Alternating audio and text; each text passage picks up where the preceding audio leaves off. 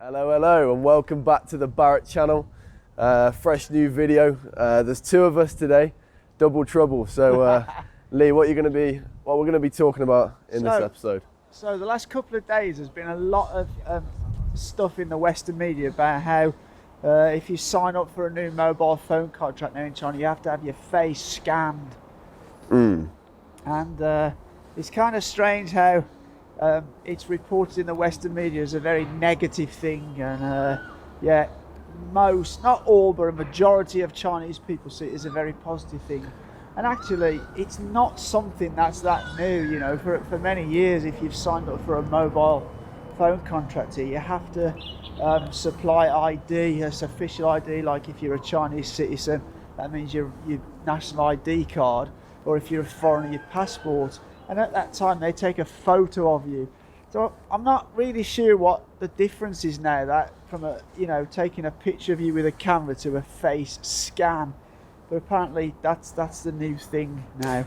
Yeah, I actually had someone from home message me about it a couple of days ago, because that's what alerted it to me, being all over the news. And it's really big news at the moment that it's so oppressive. You know, it's another way that China can control their population, which is really the narrative that gets pushed abroad, which is quite strange, really, because as Lee's just said, is completely different to what the reality actually is. Yeah, when you speak to Chinese people, they actually, or most of them, see it as quite a good thing.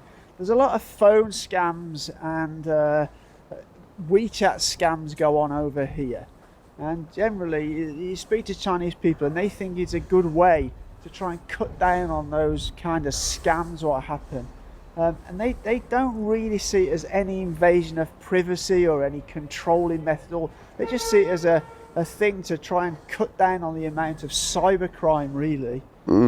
Yeah, it's a completely different perspective, because my personal opinion is that in the West, there's kind of this mob mentality of that we need to be anonymous, we need to have all this privacy.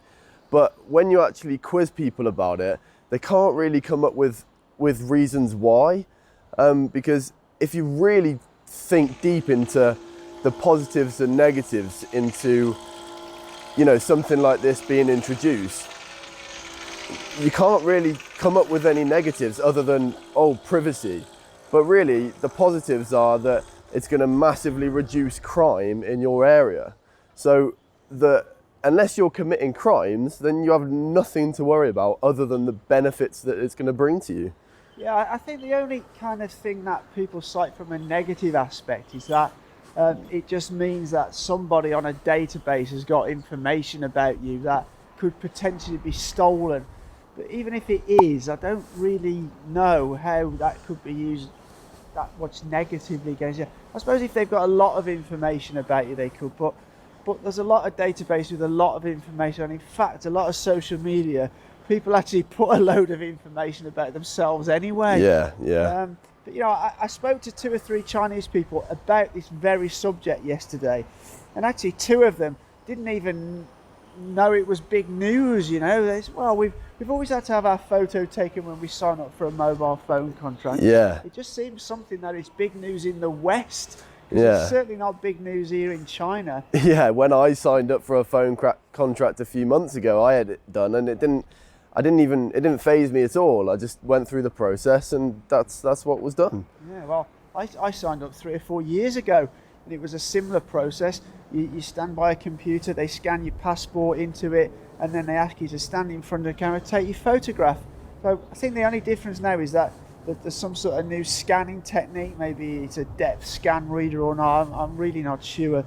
As I say, the Chinese, they're really not fazed at all by it. Yeah, and that seems to be the way with a lot of the new sort of innovative technology that comes out here. Like, WeChat and stuff, it shows what you've bought, but all of these things come with a great convenience. So many things are made easier in their day-to-day lives and quicker because of this, invasion of privacy, is what they say in the West. But it's just a completely different narrative that's pushed.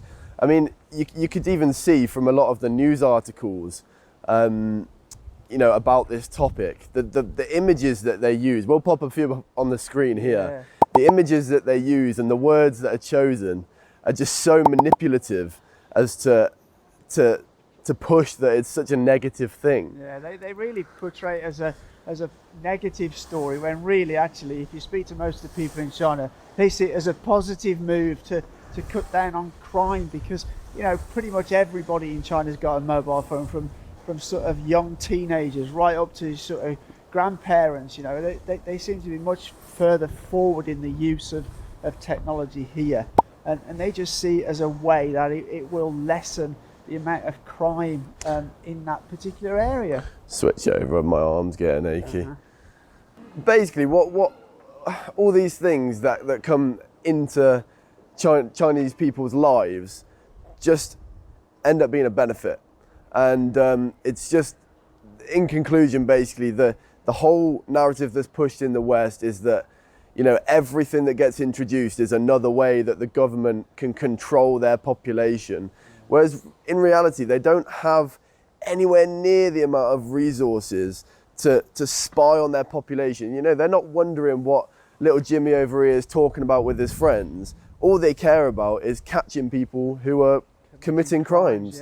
Yeah, actually, two of the Chinese people I spoke to yesterday, their first thing was like, well, it's not a problem if you're not doing anything wrong, you've got nothing to worry about. You know, they don't feel, you know, majority of Chinese people don't have any worries about being oppressed or controlled by the state or their government at all. You know, they freely go around their lives. And in fact, just as a quick side note, one of the people I was speaking to yesterday, we got on about cameras, and she said, well, you know, the more cameras the better, because it will dissuade criminals from committing crimes in those areas where cameras are. So, you know, they really don't have a problem with this kind of thing whatsoever.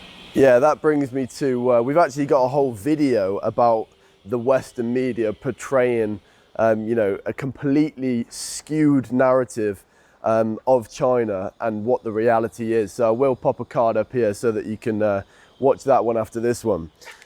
So yeah, I think we've covered this topic. Basically, we just wanted to let you know sort of what the reality is, because this is quite a hot topic in the Western news at the moment.